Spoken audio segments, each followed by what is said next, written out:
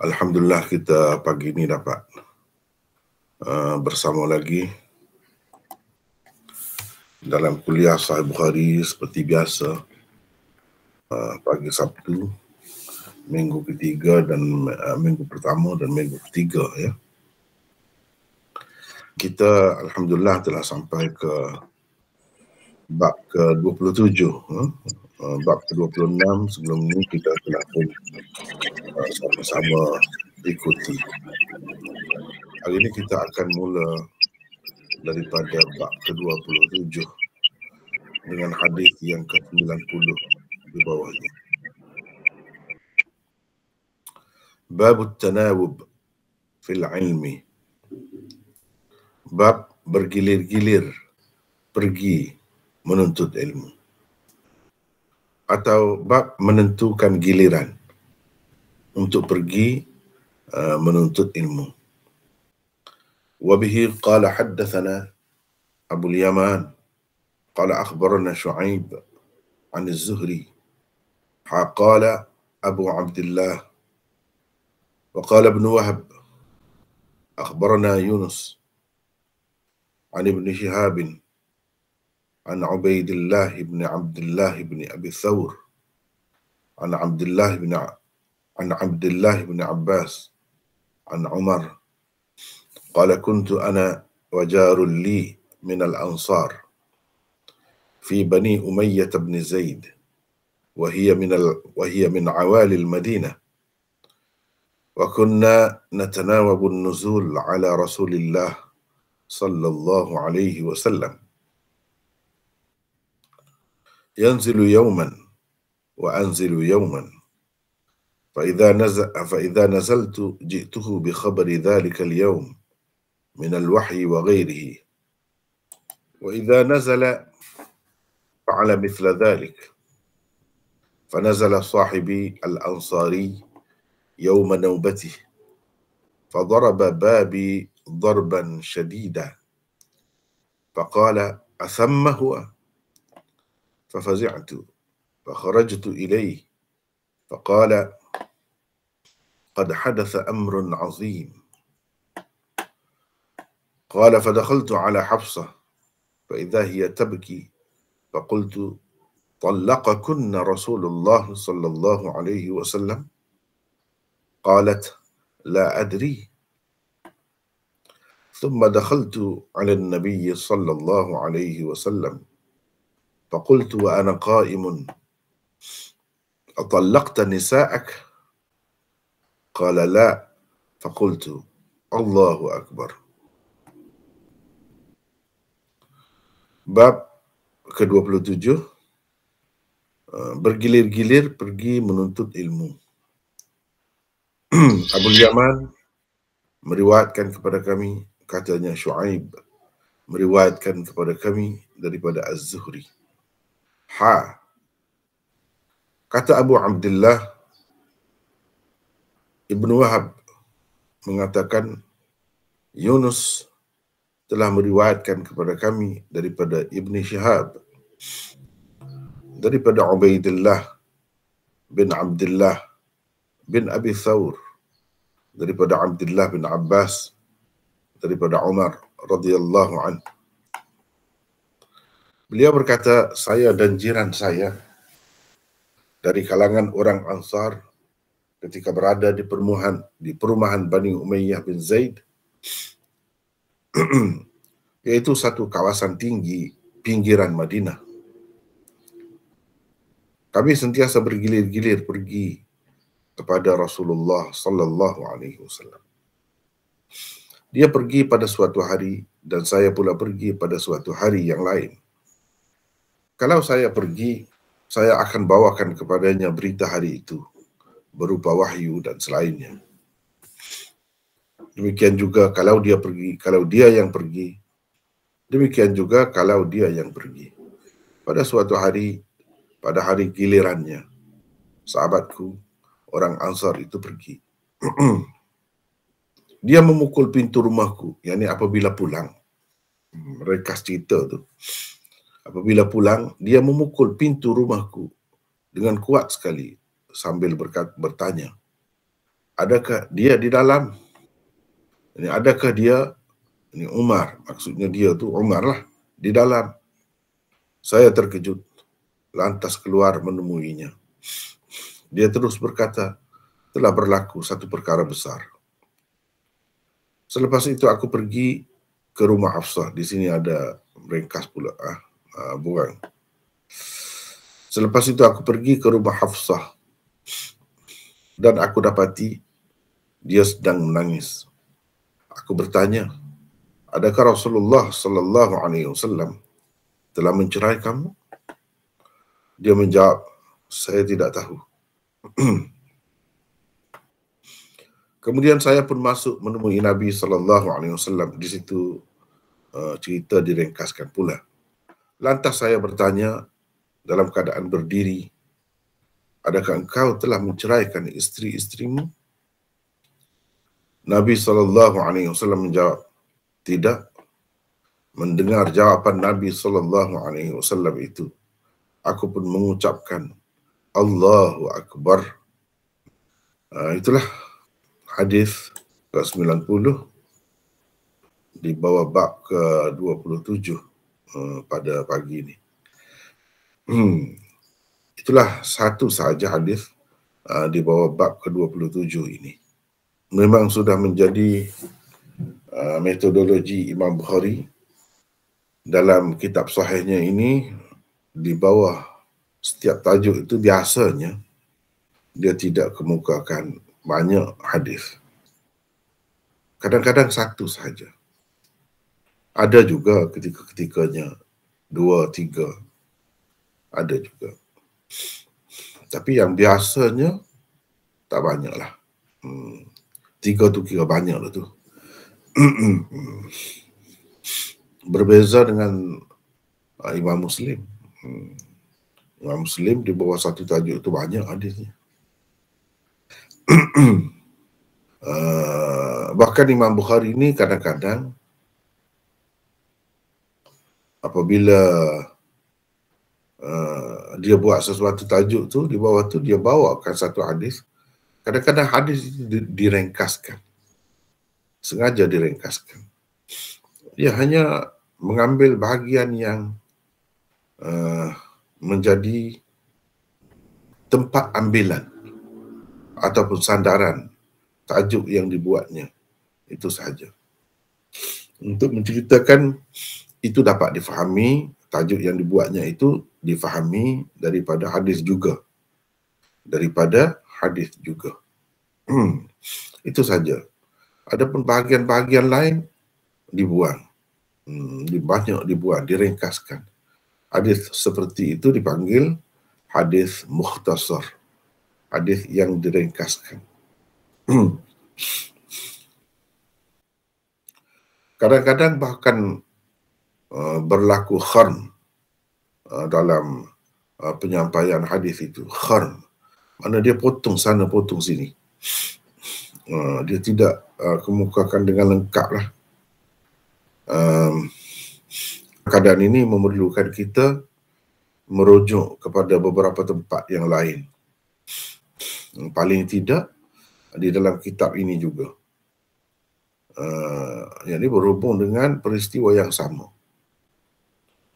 Melalui saluran riwayat yang lain. Itu perlu dilakukan. Kalau untuk lebih menyempurnakan lagi kajian, seeloknya kita bukan sahaja merujuk kepada beberapa saluran riwayat di dalam Sahih Bukhari, bahkan kita pergi keluar lagi daripada Bukhari, pergi kepada kitab-kitab lain juga. Mungkin di sana ada perbezaan dalam riwayatnya. Untuk itulah tujuannya kita perlu menjejaki atraf hadis, menjejaki atraf sesuatu hadis itu. Mana atraf itu versi riwayat berhubung dengan peristiwa yang sama tetapi diriwayatkan melalui saluran yang lain, di tempat lain. Itu maksudnya atraf. Baiklah. Sebagai contoh kita tengok di sini tajuk Imam Bukhari. Babut tanawub fil ilmi. Jadi tanawub, perkataan tanawub ini Imam Bukhari ambil daripada hadis. Ini cuba tengok. Natanawabu. Tanawaba ya tanawabu tanawuban. Jadi at-tanawub ini masdar. Masdar bagi perkataan natanawabu dalam hadis. At-tanawub makna bergilir-gilir. Bergilir-gilir. Sekali orang ni buat, sekali orang ni pula buat. Itu maksudnya. Jadi bergilir-gilir ni fil ilm. Untuk ilmu. Dalam menuntut ilmu. Jadi dalam hadis ni tak adalah sebut dengan jelas begitu. Tapi itulah maksudnya nuzul ala Rasulillah sallallahu alaihi wasallam. Itulah maksud turun kepada Rasulullah sallallahu alaihi wasallam. Dia sebut turun. Sebab apa? Mereka berada di kawasan awali Madinah. Kawasan tanah tinggi di pinggir Madinah. Sebab tu bila pergi ke Madinah tu mereka sebutkan sebagai turun. Turun pergi kepada Rasulullah sallallahu alaihi wasallam untuk mendapat ilmu lah. Jadi sekali satu hari dia pergi, hari berikutnya saya pergi, begitulah bergilir-gilir. Kalau hari dia pergi itu, dia akan bawalah cerita hari itu berupa wahyu dan selainnya. Jadi maknanya daripada sinilah difahami berupa wahyu dan selainnya itu itu maksudnya ilmu lah. Ilmu. Wahyu yang sampai kepada Nabi sallallahu alaihi wasallam ataupun lain-lain peristiwa yang berlaku, dia bagi tahu kepada saya. Dan pada giliran saya pun begitu juga. Saya pun begitu, dia pun begitu. Itulah ceritanya. Jadi maksud pergi ke Madinah bergilir-gilir itu dari kawasan pinggiran Madinah yang kedudukannya, letaknya itu lebih tinggi, di tanah yang lebih tinggi berbanding Madinah. Itu dipanggil kawasan awali Madinah, kawasan tinggi sekitar Madinah. Jadi babut tanawub fil ilm fi talabil ilmi. Babut tanawub fi dhahab li talabil ilmi. Di bahasa Arab biasalah begitu, dia ada banyak buang-buang tu. Itu perlu kita faham sepatutnya apa yang dibuang. Maka dalam terjemahan kita nyatakan bergilir-gilir pergi tak ada. Tapi maksudnya pergilah. Fil ilmi, pada ilmu, dalam ilmu. Pergi itu dengan maksud menuntut ilmu. Fi talabil ilmi. Untuk menuntut ilmu. Bukan pergi nak berniaga tak. Bukan pergi nak buat benda-benda lain, tidak. Tapi untuk pergi menuntut ilmu. Itu perlu difahami sendirilah oleh pembaca. Dengan sebab itu, orang yang nak dapat sebanyak mungkin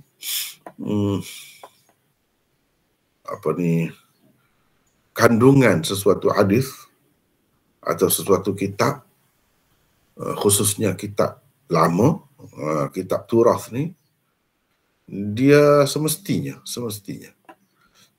untuk dapat banyaklah faham lebih mendalam lagi, semestinya dia lengkap dengan ilmu alatnya. Khususnya ilmu bahasa Arab lah, ilmu bahasa Arab. Macam-macam cabangnya itu kita kena menguasainya. Baiklah.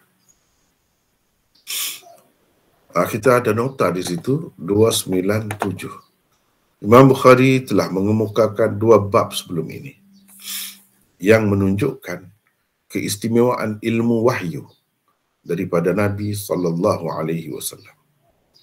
dan keharusan bermusafir dan berkelana selama beberapa hari. Untuk menuntut ilmu. Untuk menuntut ilmu ini ilmu yang dibawa oleh Nabi lah. Semuanya ilmu wahyu. Sama ada berupa Al-Quran ataupun Al-Hadis. Seperti rombongan Abdul Qais yang datang kepada baginda untuk menuntut ilmu selama beberapa hari, beberapa minggu. Ada yang macam tu, meninggalkan tanah air mereka, pergi bertemu dengan Nabi SAW, berminggu-minggu bersama Nabi SAW. Dan Uqbah yang bermusafir ke Madinah. Uqbah bin Al-Harith yang kita telah baca sebelum ni, dalam hadis sebelum ni, dia tinggal di Mekah kerana sesuatu masalah yang berlaku kepadanya. Dia bermusafir ke Madinah untuk mencari jawapan kepada permasalahan yang dihadapinya. Itu tujuannya. Satu saja masalah yang dia nak tanya. Tapi dia sanggup bermusafir dari Mekah ke Madinah, yang mana pada ketika itu tidak seperti hari ini.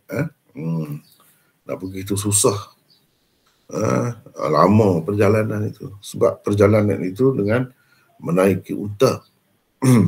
Tidak seperti hari ini. Pada bab ke-27 ini, Imam Bukhari hendak memperingatkan pembaca bahawa setiap penuntut ilmu juga adalah manusia yang tentunya mempunyai tanggungjawab lain yang perlu dijaga.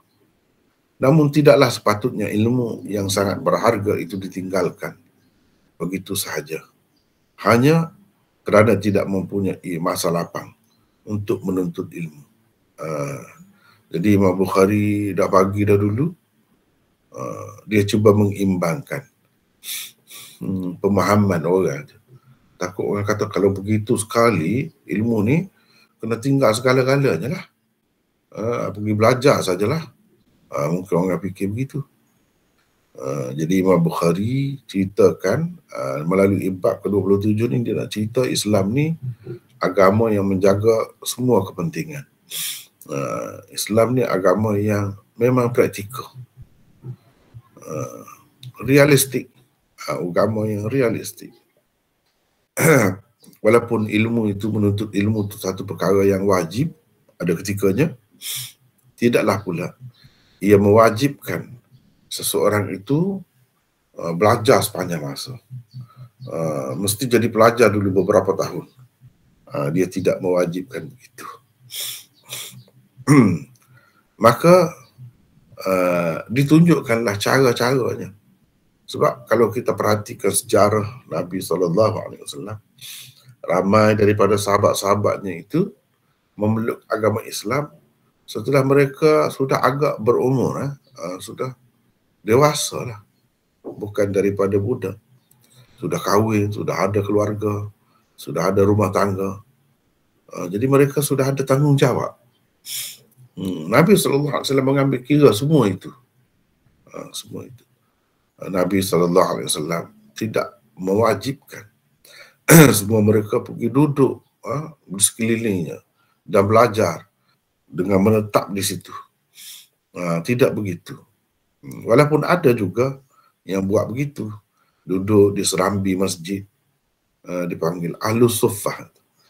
Itulah mereka umumnya belum berumah tangga, orang yang tidak berumah tangga lagi.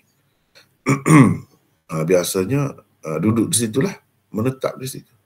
Tapi yang sudah berkeluarga ni tidak begitu. Mereka duduk di rumah masing-masing lah. Kalau yang jauh tu terpaksa fikirlah macam mana supaya tidak ketinggalan, supaya tidak mundur dalam mendapat ilmu Nabi SAW itu, berupa wahyu, berupa Al-Quran dan hadis. Jadi mereka fikir Macam mana caranya? Jadi melalui bab ke-27 ni, Imam Bukhari cuba menampilkan salah satu cara yang telah dipilih oleh dua orang sahabat. Bukan disyurkan, kira-kiranya tak adalah dalam hadis ini disebutkan itu disyurkan oleh Nabi, tidak. Itu hanya langkah yang diambil oleh mereka sendiri. Jangan mereka fikir bagus dan sepatutnya diambil oleh mereka. Di sini beliau ingin menunjukkan cara yang sepatutnya dipilih oleh seseorang penuntut ilmu dalam keadaan tidak mempunyai keluasan masa untuk menimba ilmu atau mempunyai tanggungjawab yang lain. Beliau membawakan riwayat daripada Umar radhiyallahu anhu, Sayyidina Umar bin Al-Khattab, yang telah berpakat dengan seorang jirannya dari kalangan orang Ansar untuk bergilir-gilir pergi mendapatkan sumber wahyu dari Rasulullah sallallahu alaihi wasallam. Hanya semata-mata kerana tidak mahu tertinggal apa-apa ilmu yang mungkin disampaikan kepada baginda semasa mereka kesibukan dengan tanggungjawab masing-masing. Sebab Rasulullah sallallahu alaihi wasallam berdasarkan apa yang telah diketahui oleh sahabat-sahabatnya, tidak ada ketentuan masa untuk wahyu sampai kepadanya. Bila-bila masa. Kadang-kadang sambil melakukan sesuatu perkara, tiba-tiba wahyu datang. Jadi pada ketika itu juga Nabi SAW sampaikan. Kalau Quran itu lebihlah telitinya. Sebab Nabi SAW akan memanggil beberapa orang sahabatnya supaya mencatat Al-Quran itu. Terus catat. Berdasarkan riwayat yang lain, dapat diketahui Sayyidina Umar pada ketika itu sibuk dengan urusan perniagaan. Jadi Sayyidina Umar ini dari kalangan Muhajirin, orang Mekah asalnya, kemudian berhijrah ke Madinah. Biasanya orang-orang Mekah ni, sahabat-sahabat dari Mekah, iaitu sahabat-sahabat Muhajirin ini, pekerjaan mereka ialah berniaga. Berbeza dengan sahabat-sahabat Ansar, boleh dikatakan kebanyakan mereka bertani atau berkebun. Mereka adalah peladang. Jadi berdasarkan riwayat yang lain, dalam Fathul Bari pun ada disebutkan, dalam Bukhari bahkan, puncanya daripada Bukhari juga, Sayyidina Umar sibuk menguruskan perniagaannya. Jadi dengan sebab itu agak tak boleh nak tinggal lah tiap-tiap hari itu. Jadi dia buat giliran. Sahabat tu, kawan dia tu, jiran dia tu pergi pada suatu hari, dengar apa-apa yang diajarkan oleh Rasulullah SAW. Bila balik, cerita kepada Sayyidina Umar.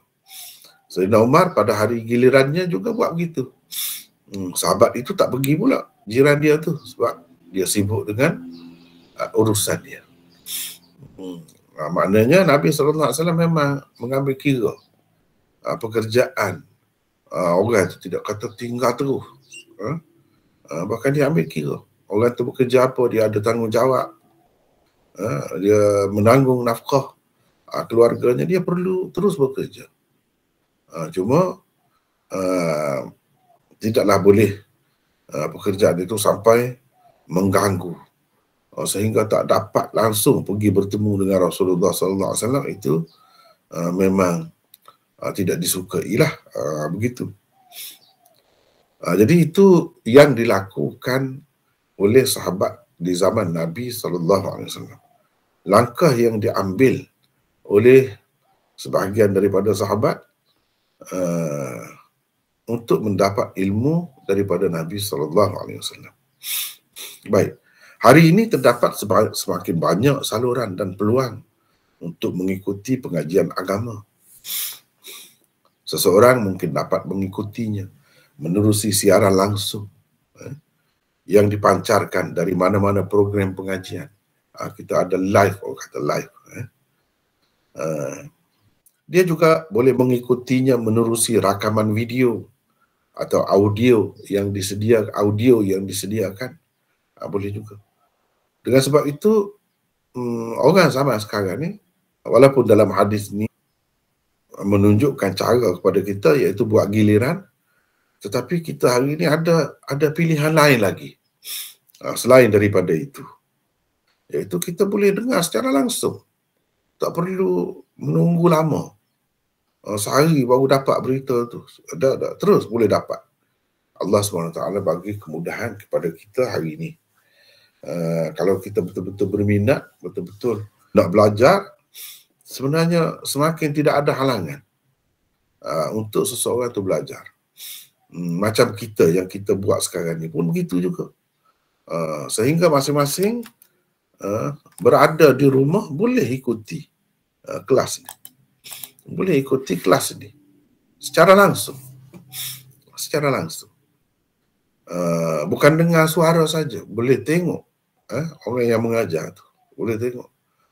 Bukan sekadar boleh tengok saja, boleh berinteraksi dengannya. Boleh tanya, boleh bincang, boleh apa. Sampai begitu sekali.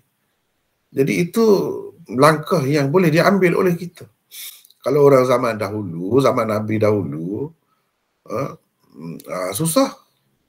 Lepas tu perjalanan pula jauh, dalam perjalanan itu susah nak ikut. Sekarang ni sambil-sambil bawa kereta pun boleh dengar. Jadi halangan itu sudah semakin sedikit. Peluang-peluang untuk belajar itu, walaupun umur kita pendek, tapi Allah SWT bagi banyak peluang. Dan kita tak akan terlepas sebenarnya. Allah SWT akan tanya juga, kalau kamu boleh ikuti program itu, program ini, boleh dengar ceramah itu, ceramah ini, boleh dengar lagu itu, lagu ini, habis masa banyak, kenapa kamu jahil? Kamu tak boleh belajar, sedangkan kemudahan itu sudah ada pada masa kamu. Kita akan disoal. Kalau orang zaman Nabi dulu tidak disoal kerana itu. Tidak disoal kerana itu. Tapi kita akan disoal. Sebab apa? Kemudahan itu sudah ada. Kemudahan itu sudah ada. Jadi itulah kepentingan belajar ni. Orang yang minat belajar, bila ada peluang tu kan, dia akan ambil, dia tak akan lepaskan. Sebab apa? Ini peluang keemasan. Nak dapat ilmu agama ni. Kalau sahabat dulu, begitulah bergila-gila. Susahlah. Dalam keadaan susah begitu pun buat juga. Kita yang mudah ni duduk di rumah saja sekarang ni. Tak payah pergi ke masjid dah. Yang mengajar pun tak payah pergi. Ataupun tempat mana-mana lah. Tempat-tempat pusat pengajian. Tak payah pergi. Duduk di rumah saja. Yang mengajar pun di rumah. Yang belajar tu pun di rumah. Tapi tidak ada apa pun yang kurang sebenarnya. Bahkan dalam banyak hal, sebagaimana kita setelah sama-sama alami, ikuti, lebih istimewa lagi cara ini, cara yang kita guna ni. Sebab kita boleh tunjuk apa-apa, nota apa semua boleh tunjuk. Boleh tunjuk kitab itu, kitab ini. Begitu. Dan tanpa ada pun besar suara. Kalau zaman dulu, zaman sekarang ni pun begitu je. Kalau duduk jauh-jauh tu tak dengar. Kalau bercakap ni, dengarnya sama saja. Duduk di mana pun, sama saja. Tidak ada halangan dah, kejauhan itu. Tidak kata yang di saf belakang tu sebab dia datang lewat, dia terpaksa berada jauh. Dia susah nak dengar. Sebab apa ni, pembesar suara apa semua zaman Rasulullah SAW belum ada. Dan Nabi SAW pun tidaklah ada setiap masa mukjizat. Tidak macam tu. Secara umum biasanya Nabi SAW mengajar dengan cara biasalah. Kalau jauh tak dengar. Sebab itu digalakkan pergi ke depan, duduk di hadapan. Begitu keadaannya. Berbeza dengan kita sekarang ni. Semuanya boleh ada di hadapan. Baik. Itulah perbincangan berkenaan dengan tajuk bab. Apa maksud Imam Bukhari mengadakan tajuk bab ini?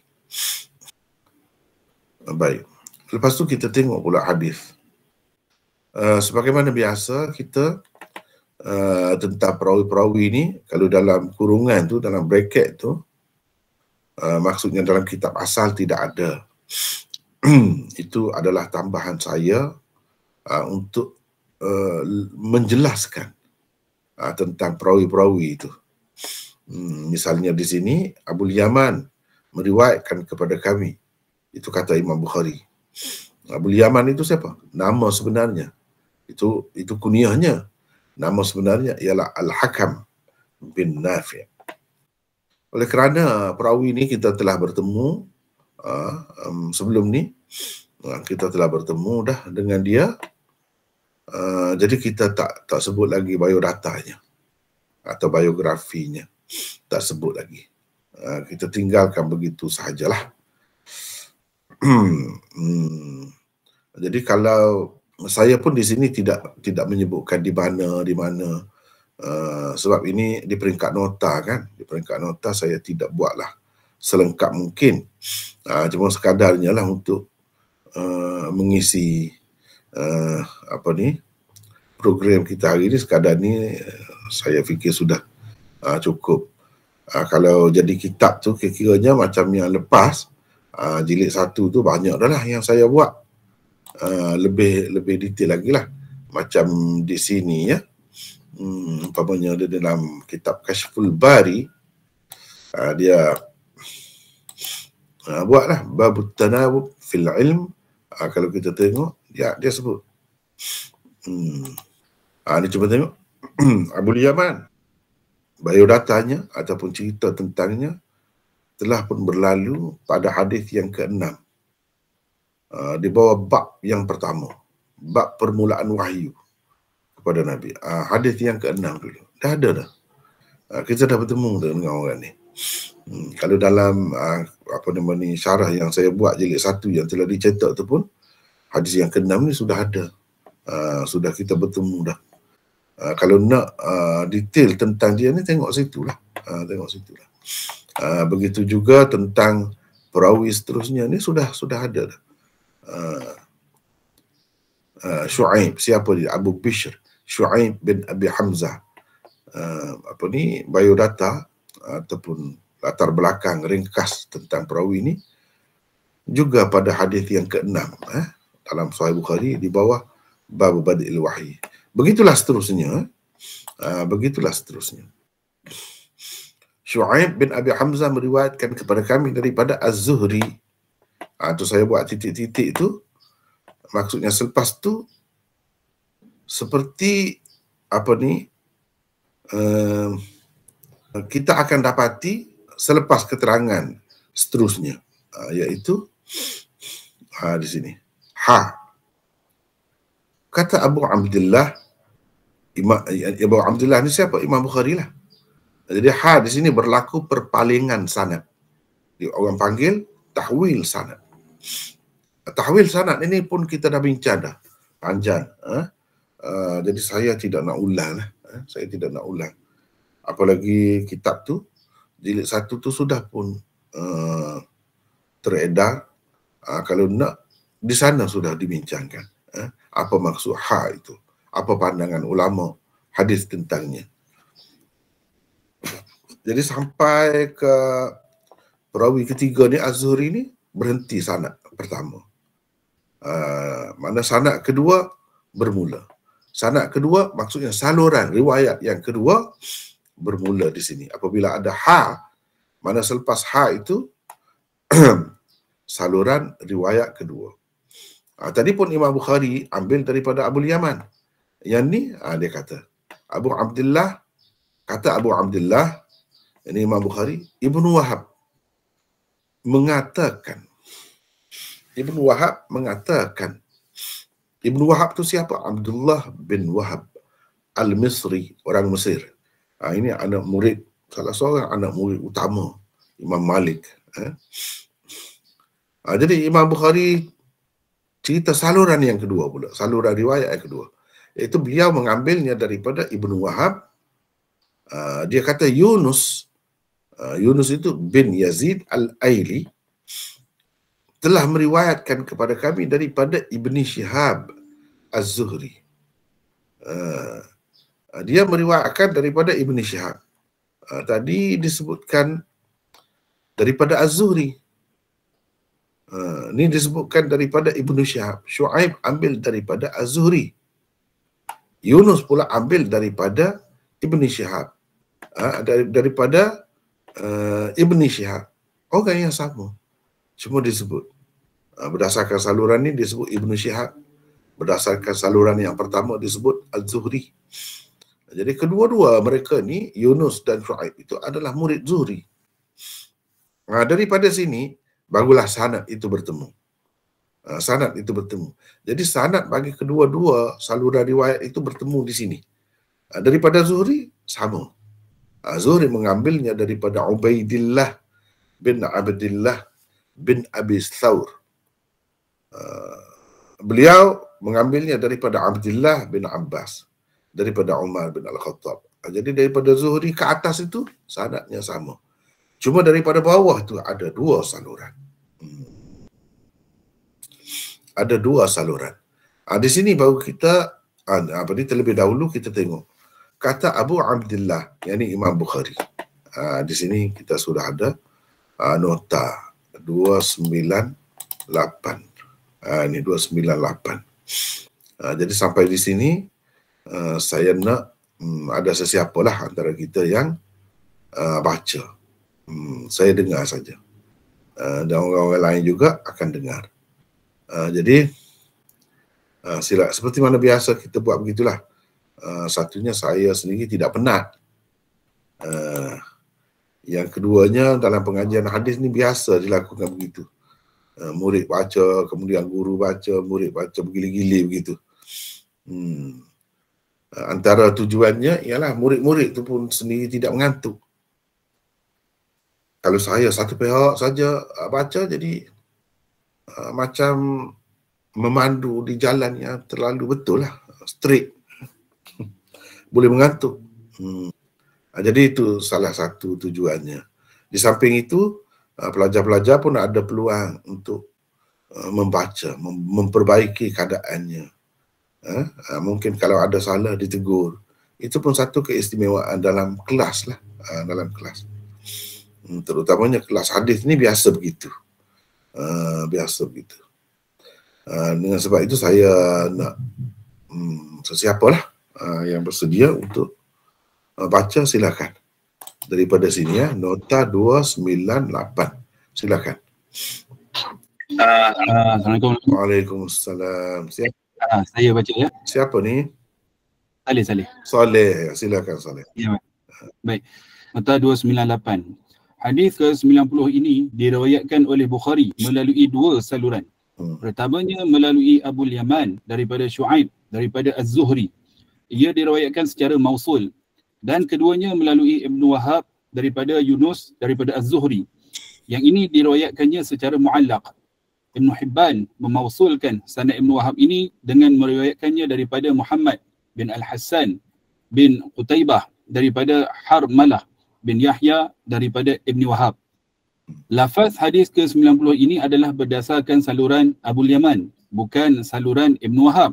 Sebabnya ialah saluran Abu Yaman sahaja menyebutkan hadis ini bersama bahagian yang menyatakan mereka berdua bergilir-gilir pergi menemui Rasulullah sallallahu alaihi wasallam. Dan bahagian inilah yang dimaksudkan oleh Bukhari untuk tajuk babnya. Riwayat Ibnu Wahab tidak menyebutkan tentangnya. Sebaliknya ia bermula dengan kata-kata Ibnu Abbas, lam azal harisan ala an as'ala Umar radhiyallahu anhu anil mar'atain. Lama aku mahu sekali bertanya Umar tentang dua orang isteri. Jadi bulan. Bulan, dua orang. Tentang dua orang isteri. Demikianlah kata Az-Zuhri maksudnya ke Zuhli. Demikianlah kata Az-Zuhli, Ad-Daruqutni, Al-Hakim dan lain-lain. Tujuan Imam Bukhari mengemukakan juga riwayat muallaq Ibnu Wahab itu ialah untuk menyatakan bukan Syuaib seorang sahaja meriwayatkan hadis ini daripada Ibnu Syihab. Yunus juga meriwayatkannya. walaupun bahagian yang berkaitan dengan tajuk bab yang dibuat olehnya tidak ada di dalam riwayat Yunus. Sekejap soalnya sekejap. Ada beberapa perkara ni di sini dalam nota ni yang sepatutnya menarik perhatian kita. Yang pertama, mengajar kita tentang saluran riwayat. Apa yang dikatakan sebagai saluran riwayat itu, inilah salah satu contohnya. Iaitu saluran riwayat itu berbeza di peringkat awal. Bila sampai ke satu tempat, ia bertemu di situ.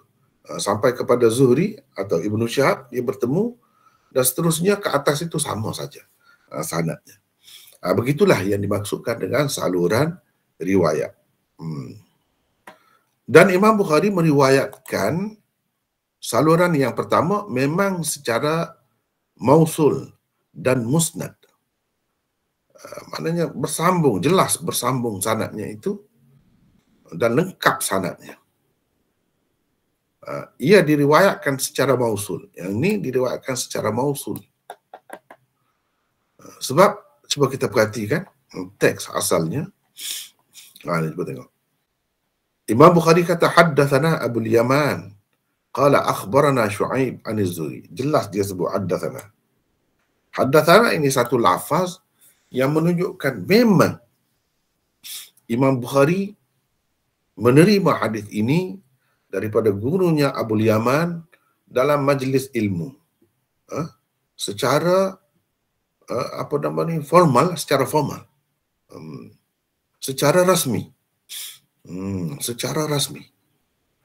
Dan memang ia menerimanya secara langsung. Bersama-sama Imam Bukhari, ada lagi orang-orang lain. Bahkan, ini macam kelas lah. Sebab itu dia kata haddathana, bukan haddathani. Mana Abul Yaman meriwayatkan kepada kami. Kami itu ramai lah, bukan Imam Bukhari seorang dalam majlis tu. Itu keadaan saluran yang pertama.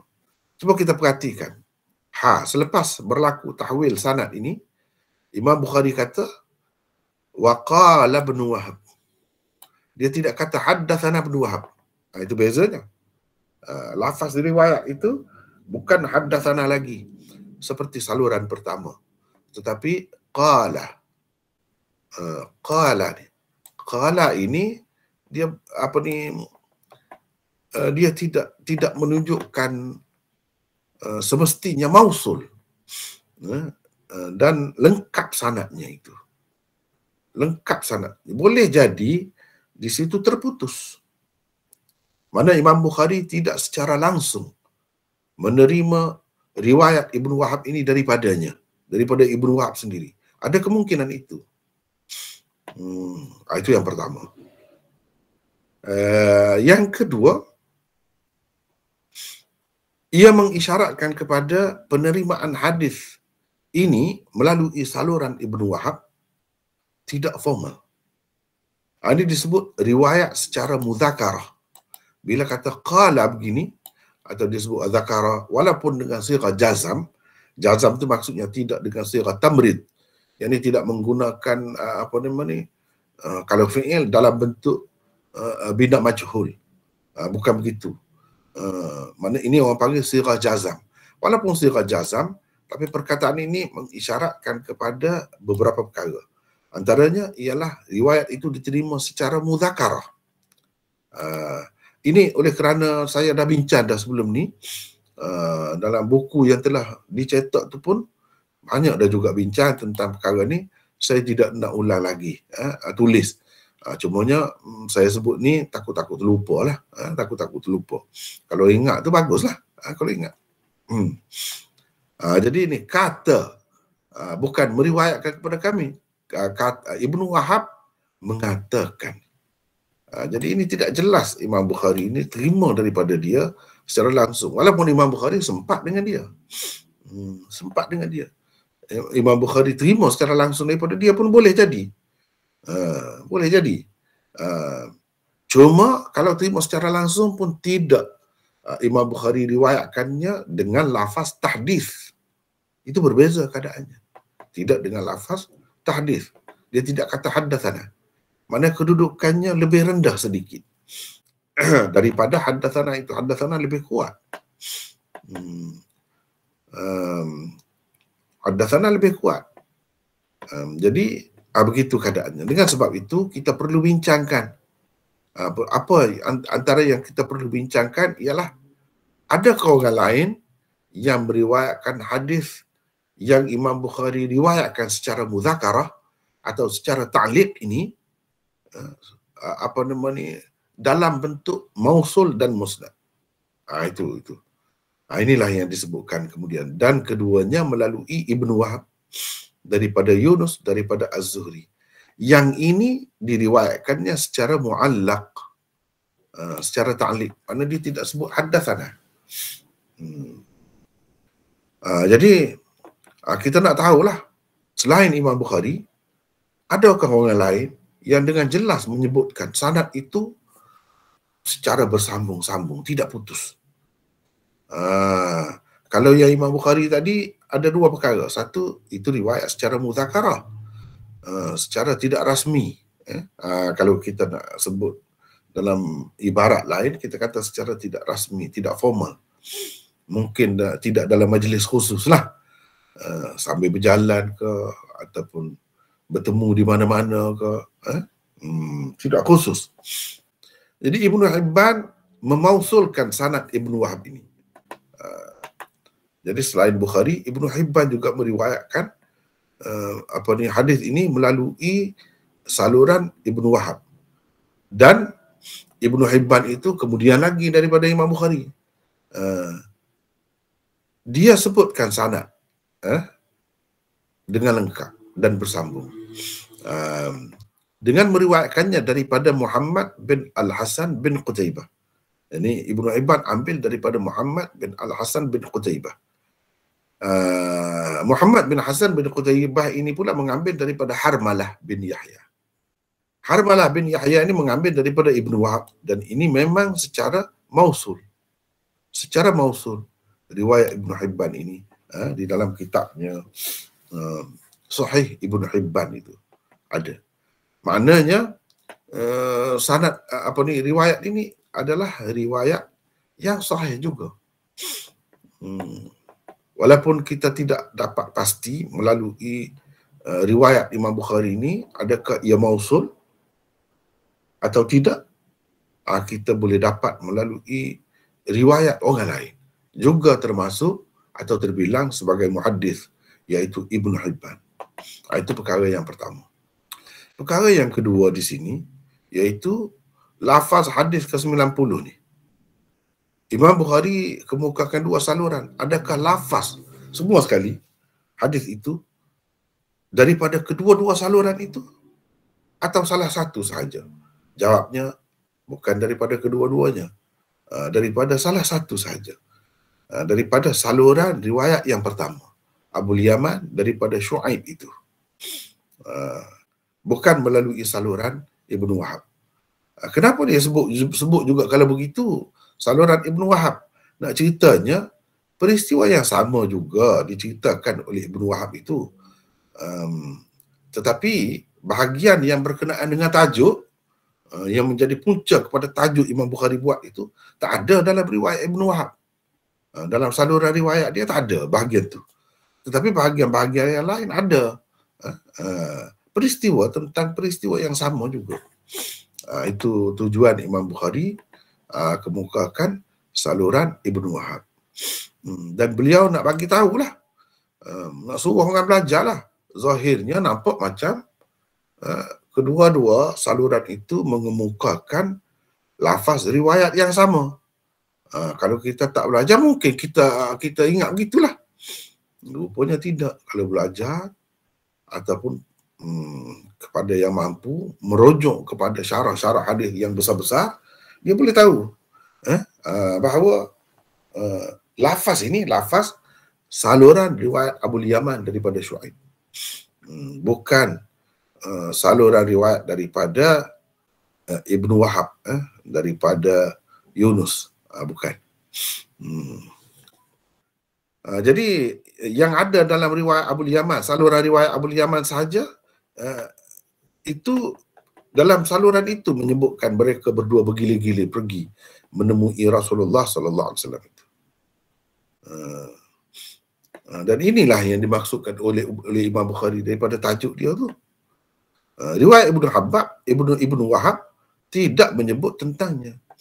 Sebaliknya ia bermula dengan kata-kata Ibnu Abbas, lam azal harisan ala an as'ala Umar radhiyallahu anhu anil mar'atain. Riwayat ini ada dalam Bukhari juga, ada dalam Bukhari juga di tempat lain. Jadi kata Ibnu Abbas, riwayat yang kita baca sekarang ni, hadis yang ke-90 ni pun daripada Ibnu Abbas juga. Cumanya saluran Ibnu Wahab itu bermula dengan ini, lam azal harisan. Lama dah, kata dia, aku mahu sekali bertanya Umar, tapi tak jadi-jadi, tak berkesempatan, tentang dua orang isteri Rasulullah. Adalah ceritanya dan seterusnya. Demikianlah kata Az-Zuhli, Ad-Daraqutni, Al-Hakim dan lain-lain.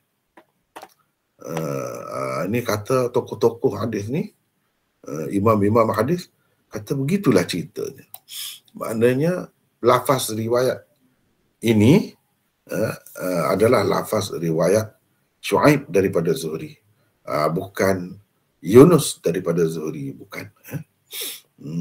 Ini tokoh-tokoh.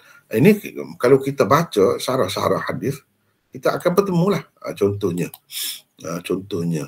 kita baca Kashful Bari ini dalam bahasa Urdu. Kalau yang dalam bahasa Arab umpamanya, kita boleh tengok Fathul Bari, syarah hadis Sahih Bukhari yang masyhur. Kita boleh dapat benda ni. Cuba kita tengok.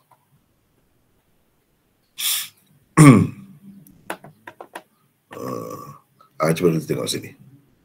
وقال ابن وهب هذا التعليق وصله ابن حبان في صحيحه عن ابن قتيبة عن حرملة عنه بسنده وليس في روايته قول عمر كنت أنا وجار لي من الأنصار نتناوب النزول وهو مقصود هذا الباب. Tak ada ni, disebut tak ada dalam riwayat Ibnu Wahab ni, tak ada. Wa innama waqa'a dhalika fi riwayat Shu'aib wahdahu 'an az-Zuhri. Ini hanya ada di dalam riwayat Shu'aib sahaja daripada Zuhri. Perkara ini nas disebutkan dengan jelas oleh Az-Zuhli, Daraqutni, Hakim dan lain-lain. Imam Bukhari, ini saya tak ambil bahagian ini. Sebab kita nak bincang banyak kali lagi, nak bertemu dengan hadis ni. Cuba tengok sini. Ni dipanggil atraf bagi hadis ni. Cuba tengok berapa banyak ni. Hadis 89 atau 90 dalam kitab kita tu. Atrafnya 1, 2, 3, 4, 5, 6, 7, 8, 9. Maknanya 10 kali Imam Bukhari ulang. Cumanya ada beza-beza lah, sedikit sebanyak tu. Saluran riwayat dia pun berbeza. Jadi Imam Bukhari ada sebut di bawah Kitabun Nikah riwayat Abu Yaman ini sahaja di sana. Di sana kita dapati ada lebih lengkap lagi daripada yang ada di sini. Sebabnya Imam Bukhari sebut riwayat Yunus daripada Zuhri itu untuk menjelaskan bahawa hadis ini yang dikemukakan ini semua sekali itu hanya berdasarkan riwayat Shu'aib sahaja. Berdasarkan riwayat Shu'aib sahaja. Dan itu dapat kita lihat di tempat lain. Ini contohnya. Dia ada sebut di sini. Sama juga kalau kita lihat di dalam Umdatul Qari, syarah Bukhari yang besar juga, kita tengok di sini sama juga. Ini bila dia sebut tentang perawi-perawi ini, ini at-tariqul thaniyah, saluran kedua, termasuk dalam riwayat secara ta'liq. Imam Bukhari kata, qala Abu Abdullah. Abu Abdullah itu siapa? Beliau maksudkan dirinya sendiri. Qala Ibnu Wahab. Ini sama, dia sebut juga perkara itu. Nassa di akhirnya, nassa ala dhalika al-Zuhli wad-Daraqutni wal-Hakim wa akharun. Tadi dia sebut wa ghairuhu ni wa akharun. Orang lain pun sebut juga perkara yang sama. Maknanya kalau kita baca kitab ni, itulah kesimpulannya, hasilnya. Itu perkara yang kedua yang kita perlu berikan perhatian di sini. Seterusnya, tujuan Imam Bukhari mengemukakan juga riwayat Mu'allaq Ibn Wahab itu, ini tujuannya. Kita dah baca, tak apalah. Jadi selain daripada itu, nak ceritanya Imam Bukhari ini, riwayat dia tu dari melalui saluran yang berbeza, dia ingat betul. Melalui saluran ni disebut Ibnu Syihab. Melalui saluran ni disebut Az-Zuhri. Murid Zuhri yang berbeza tu sebut nama guru dia tu lain, dan Imam Bukhari dhabt. Ingat, yakin betul. Yang ni sebut ni, yang ni sebut ni.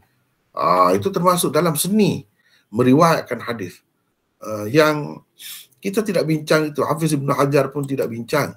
Tapi kalau dalam Umdatul Qari ni antara keistimewaan dia, dia sebut lataif isnadnya. Dia mesti ada ni. Biasa umumnya adalah kalau dalam kitab ni. Menyatakan seni isnadnya, seni periwayatannya itu. Disebut ada beberapa perkara.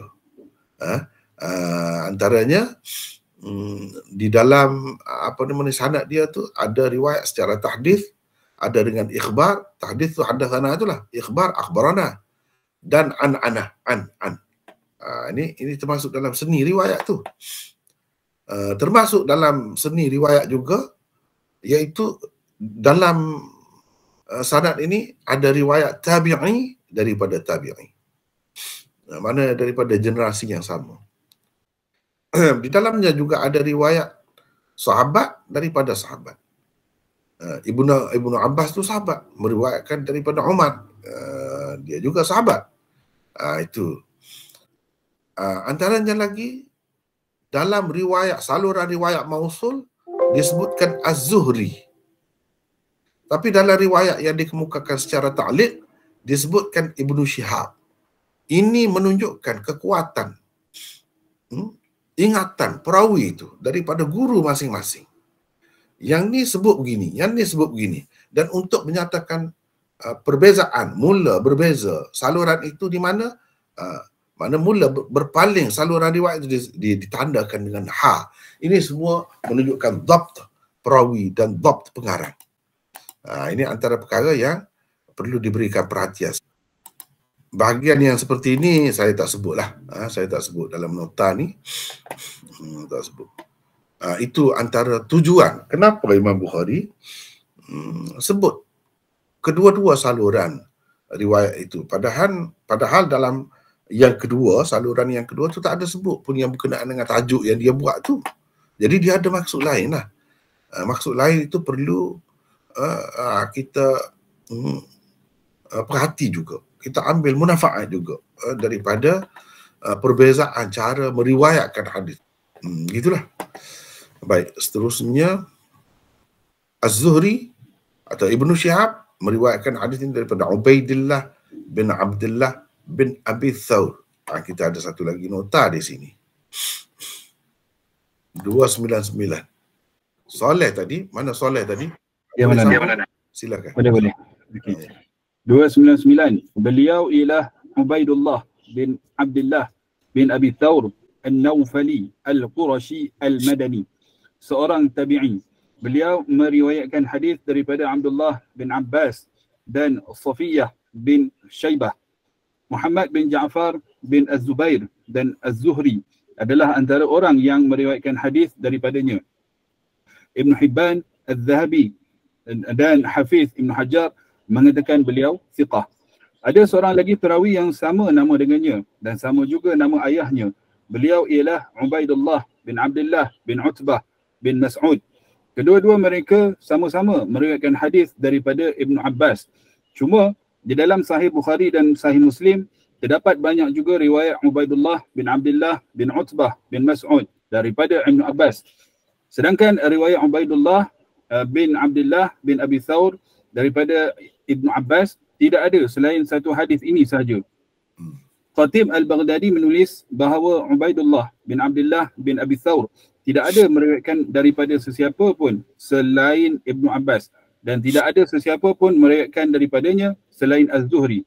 Namun daripada keterangan yang lalu telah pun terbukti bahawa selain daripada Ibnu Abbas, beliau juga meriwayatkan hadis daripada Safiyah bin Syaibah. Orang yang meriwayatkan hadis daripadanya bukan Az-Zuhri seorang sahaja. Muhammad bin Ja'far bin Az-Zubair juga meriwayatkan daripadanya. Jadi riwayat, ada lagi Maulana? Ada lagi. Teruskan. Riwayat Muhammad bin Ja'far bin Az-Zubair daripada Ubaidullah bin Abdullah bin Abi Thawr daripada Safiyah bin Syaibah boleh ditemui di dalam Sunan Abi Daud, Sunan Ibn Majah dan lain-lain di bawah kitab Manasik. Jadi di sini kita perhatikan tokoh hadis seperti Khatib Al-Baghdadi, tokoh kadang-kadang ialah pendapat tokoh macam mana pun boleh diperiksa, boleh dicek, boleh dibantah, kita tidak bersetuju dengannya, boleh, itu biasa berlaku dalam dunia ilmu. Sebab kalau kita tengok kitab-kitab rijal hadis, memang disebut pun selain daripada Ibnu Abbas, Ubaidullah bin Abdullah bin Abi Thawr ini meriwayatkan juga daripada Safiyah. Jadi itu ada, mana tak tepatlah kata khatib itu. Kira-kiranya setakat yang dia tahu, dia ceritalah. Dan ada lagi orang lain selain daripada Zuhri yang meriwayatkan daripadanya, iaitu Muhammad bin Ja'far bin Az-Zubair. Dia juga ada meriwayatkan daripada Ubaidillah bin Abdullah bin Abi Thawr ini. Bukan Zuhri sahaja seperti dikatakan oleh Khatib Baghdadi. Dan ini dapat kita lihat dengan mudahlah kalau kita cek kitab-kitab rijal hadis. Seringkas kitab Khulasah Tahdzib Al-Kamal itu dah ada benda ni. Tak payah pergi jauh-jauh, tak payah pergi kitab yang besar-besar.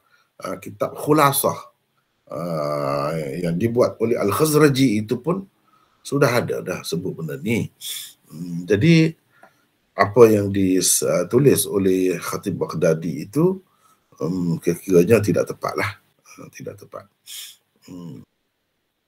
Daripada Abdullah bin Abbas, daripada Umar. Jadi dua-dua orang perawi ini, sahabat ini kita sudah pun bertemu sebelum ni. Telah pun berkenalan dengan mereka. Beliau berkata, yang ni siapa kata? Yang ni Umar lah, Sayyidina Umar. Saya dan jiran saya dari kalangan orang Ansar. Ni kita ada nota pula di sini. 300. Siapa nak baca ni?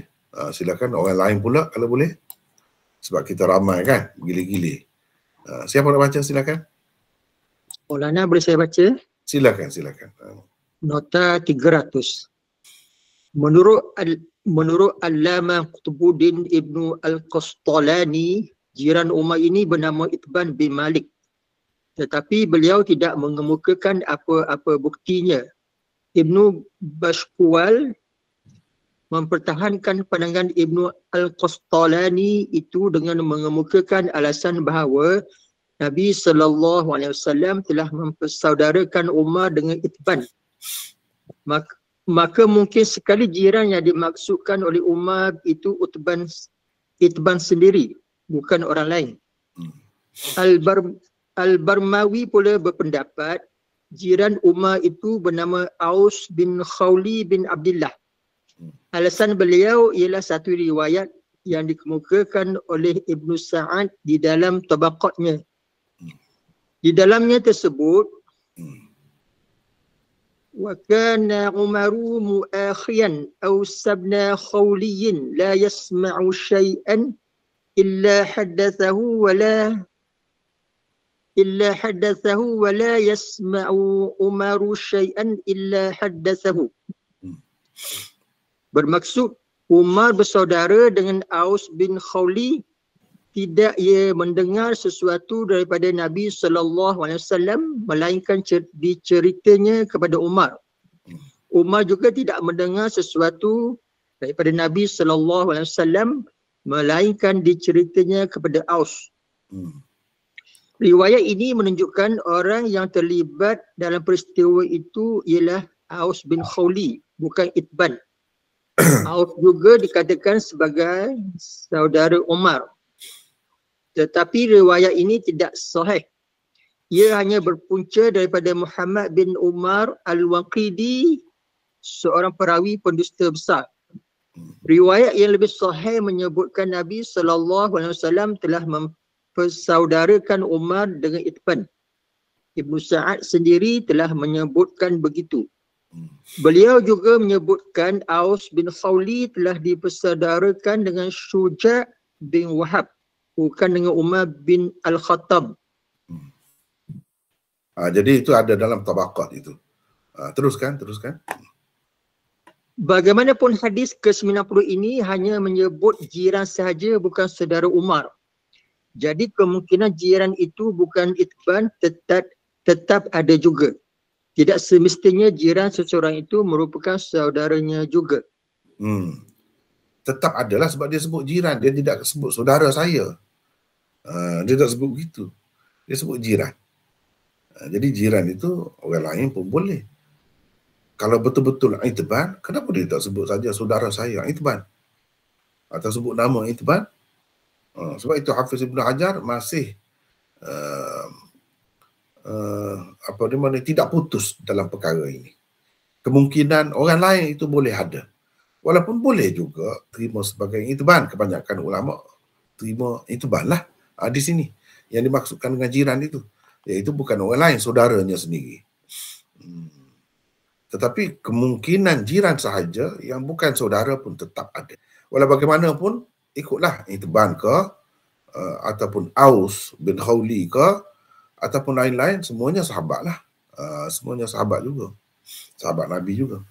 Bila sahabat itu tak timbul lah siapa pun.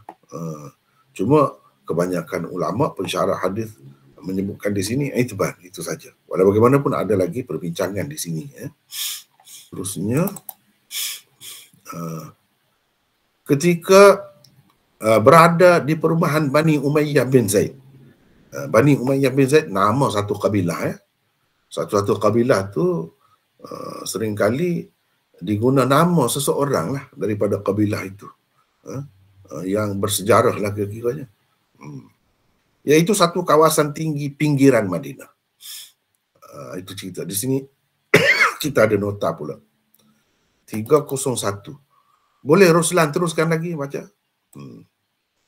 Mana saudara kita tadi? Ruslan, dengar ke tidak? Ya, dengar Maulana. Teruskan, boleh teruskan. 301. Ya. Kawasan tinggi pinggiran Madinah yang dimaksudkan di sini ialah kawasan perumahan yang terletak di sebelah timur Madinah. Ia berada pada jarak 3 atau 4 batu dari Madinah sehingga 8 batu. Kawasan itulah yang disebut sebagai Awali Al-Madinah. Kawasan rendah di sebelah barat Madinah pula dipanggil Sawafil. Jadi dia ada dua kawasan. Sebelah barat dipanggil Sawafil Madinah. Kawasan rendah dekat Madinah. Kalau Awali, kawasan tinggi di pinggir Madinah. Iaitu inilah cerita ni, kawasan Awali. Ceritanya Sayyidina Umar pun ada rumah juga di situ. Jadi kalau kita tengok dalam riwayat lain, Sayyidina Umar ni nampak duduk dekat dengan Rasulullah sallallahu alaihi wasallam. Sama juga Abu Bakar duduk dekat saja dengan Rasulullah. Jadi jawabnya, sahabat-sahabat ni dia ramai isteri. Ada isteri dia yang duduk jauh rumahnya, ada yang duduk dekat. Jadi itu tidak pelik lah. Tidak pelik. Baik. Kami sentiasa bergilir-gilir pergi, kita dah baca dah tadi, kita nak cari nota saja untuk meringkaskan masa.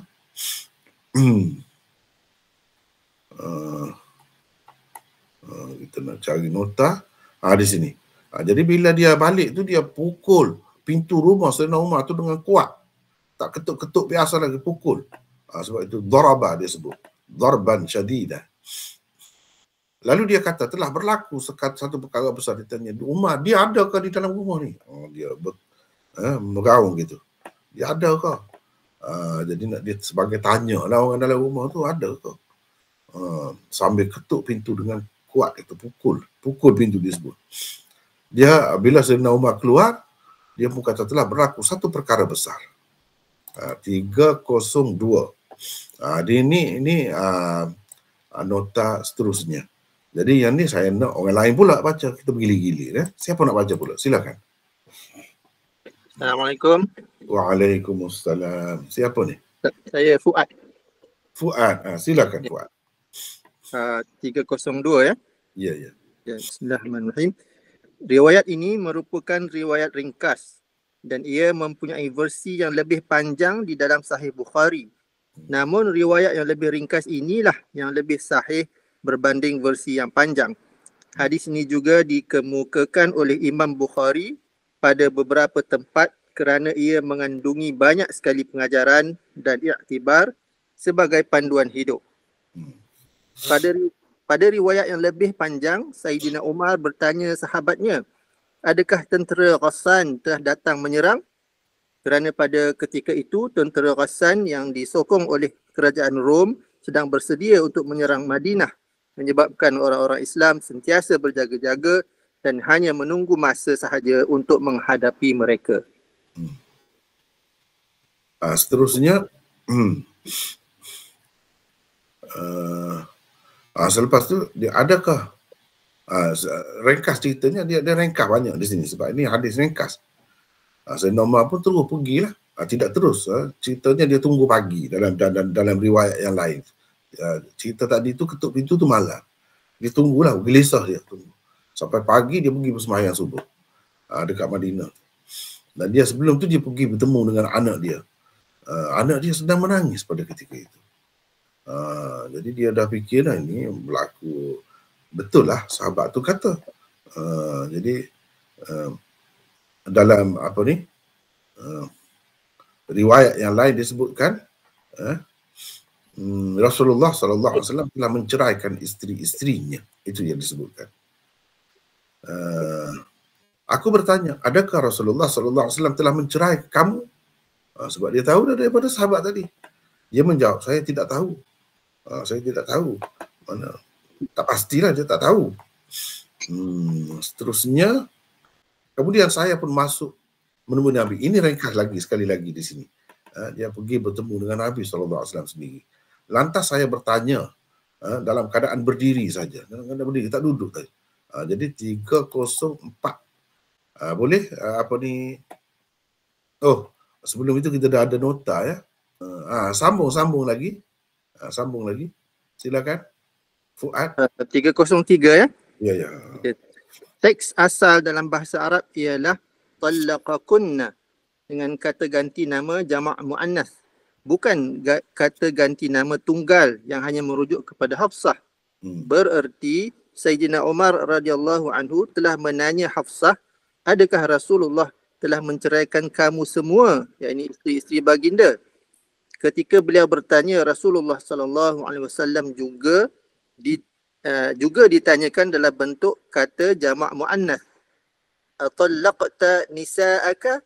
Ini kerana berdasarkan riwayat lain yang lebih lengkap, beliau telah mendapat berita bahawa Rasulullah sallallahu alaihi wasallam telah menceraikan kesemua isteri-isterinya, bukan Hafsah seorang sahaja.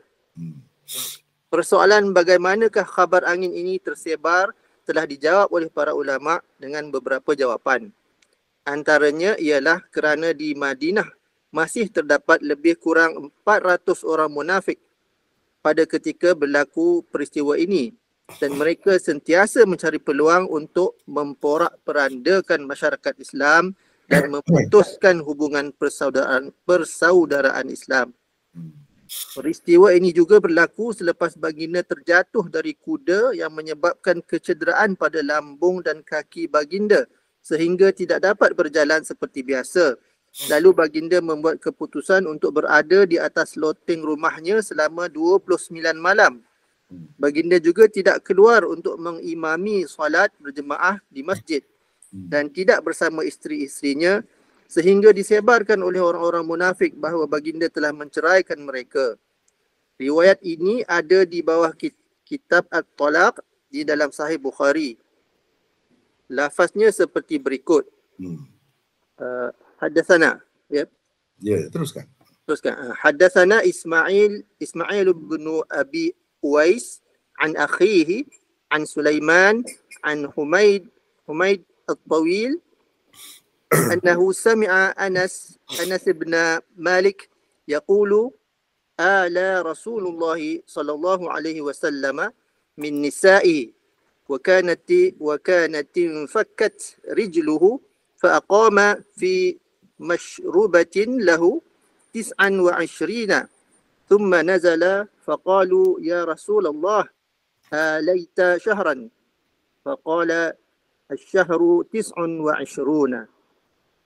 Bermaksud Anas bin Malik meriwayatkan bahawa Rasulullah sallallahu alaihi wasallam bersumpah untuk menjauhkan diri daripada isteri-isterinya.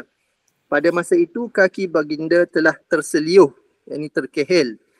Baginda berada di masyrubahnya, yakni ruang lotengnya selama 29 hari. Kemudian turun, lalu mereka berkata, wahai Rasulullah sallallahu alaihi wasallam, engkau telah bersumpah untuk menjauhkan diri daripada isteri-isterimu selama 1 bulan. Maka baginda bersabda, bulan ini 29 hari. Seterusnya baca lagi. 304. Baginda sallallahu alaihi wasallam pada awalnya tidak memberikan apa-apa jawapan apabila diminta izin untuk bertemu. Namun kesungguhan Sayyidina Umar radhiyallahu anhu telah memberikan peluang kepadanya seperti tersebut pada riwayat berikut. Haddatsana Abdul Aziz ibnu Abdullah, haddatsana Sulaiman ibnu قال حدثنا عبد العزيز ابن عبد الله. Dia celah tu قال حدثنا سليمان begitu ya? Ya betul. قال حدثنا سليمان ابن بلال عن يحيى عن عبيد ابن حنين سمع ابن عباس. Di sini cara bacanya bila ada sami'a kena sebut annahu sami'a. Annahu gitu. Annahu sami'a. Tapi tak di mana-mana tak ada tulisan tapi kena baca begitu. Cara baik. Annahu sami'a ibn Abbas an Umar radhiyallahu anhum qala ji'tu fa idza Rasulullah sallallahu alaihi wasallam fi mashrubatin lahu wa ghulamun li Rasulillah sallallahu alaihi wasallam aswadu ala ra'si darajati fa qultu qul hadha Umar bin al-Khattab fa adhina li. Bermaksud Umar radhiyallahu anhu berkata, aku datang lalu aku dapati Rasulullah sallallahu alaihi wasallam sedang berada di masyrubahnya, yakni ruang loteng rumahnya. Seorang hamba hitam Rasulullah sallallahu alaihi wasallam pula berada di puncak tangganya. Saya berkata kepadanya, katakan kepada Nabi bahawa ini Umar bin al-Khattab meminta izin untuk bertemu. Maka baginda mengizinkan saya untuk bertemu dengannya. Itulah cerita yang diringkaskan di dalam riwayat ini. Nabi SAW kemudian saya pun masuk menemui Nabi SAW. Lantas saya bertanya dalam keadaan berdiri, adakah engkau telah menceraikan isteri-isterimu? Nabi SAW menjawab tidak. Jadi 304 kita sudah baca tadi. Kemudian Nabi SAW jawab tidak. Jadi maknanya apa yang tersebar itu semata-mata fitnah. Benarlah pendapat ulama yang mengatakan itu fitnah yang disebarkan oleh orang-orang munafik untuk menunjukkan keluarga Rasulullah tidak aman lah. Tidak bahagialah keluarga Rasulullah. Kalau tidak, macam mana sampai bercerai berai begitu.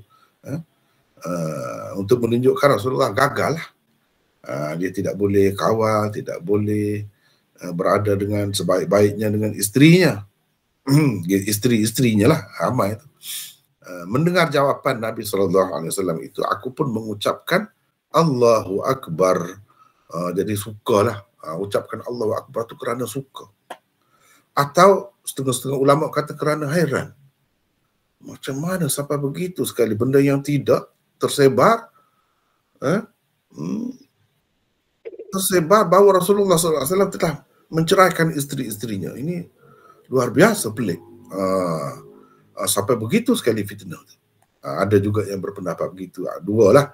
Ada yang kata kerana suka, dan untuk bagi tahu kepada sahabat-sahabat lain yang sedang menunggu-nunggu, tapi mereka tak berani nak pergi tanya Nabi SAW tu, pergi ke rumah seperti Sayyidina Umar. Jadi dengan takbir Sayyidina Umar yang agak kuat itu, mereka pun dapat kesan lah bahawa ini tak betul lah. Ini ada sesuatu ni, 305.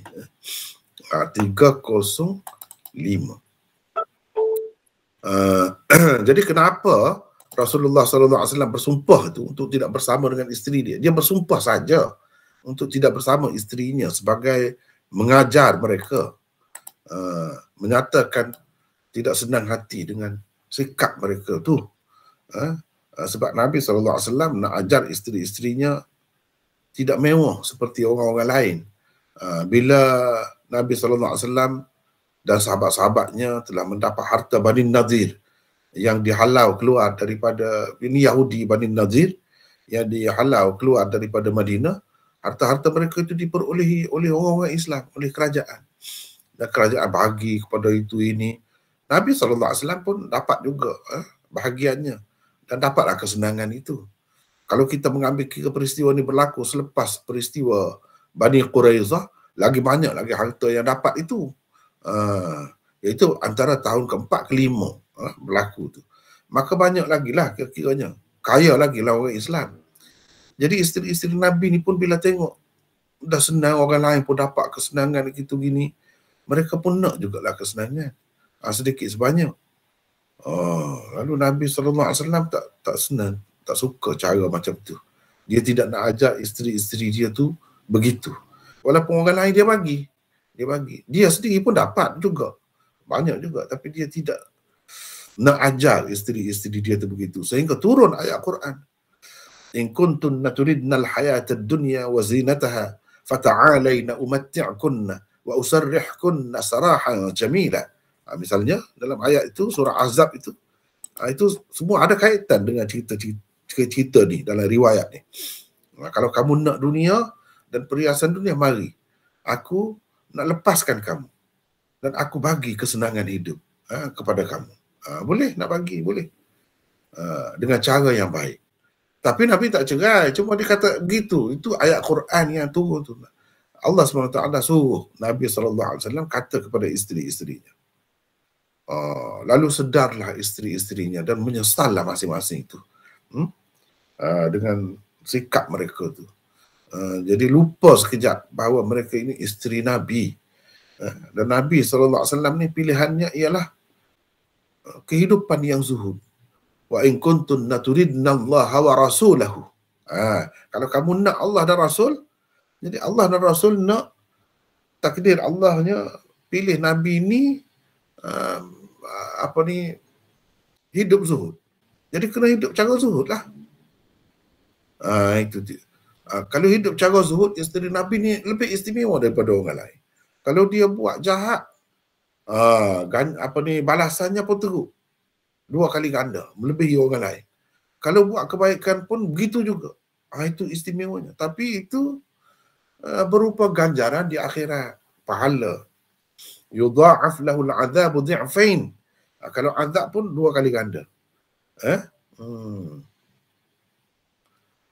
Itu wa man yaqnut minkunna lillahi wa rasulihi wa ta'mal salihan nu'tiha ajraha marratain. Dalam ayat itulah diceritakan kalau taat kepada Rasul, mau hidup bersama Rasul dengan cara Rasul, dapat pahala 2 kali ganda juga, melebihi orang lain. Dan Allah SWT telah sediakan kehidupan yang mulia untuk mereka. Lalu bila bagi pilihan, itu ayat takhir namanya, ayat takhir, ayat bagi pilihan nak yang mana. Dalam keadaan begitu, duduk begitu, isteri-isteri Nabi ni insaf lah semua. Masing-masing menangis. Tak patut kita buat begitu. Dan tak ada cerai pun berlaku. Begitu saja yang adanya. Begitu saja yang ada. Cerita tu. Baiklah.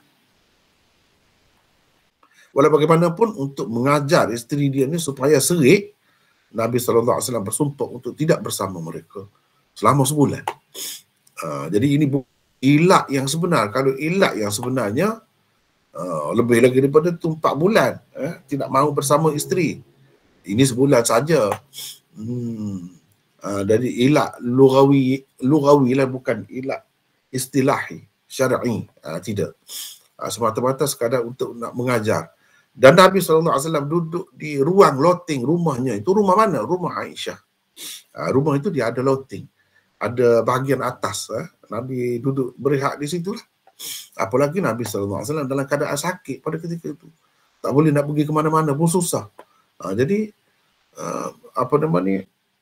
kebetulan berlaku keadaan itu. Dan ia menimbulkan macam-macam keraguan. Apalagi bila ditambahkan asam garam oleh puak-puak ni, munafik ni. Baik, di akhir sekali kita ambil pengajaran dia 305. Fuad, boleh baca lagi? Habiskan ini.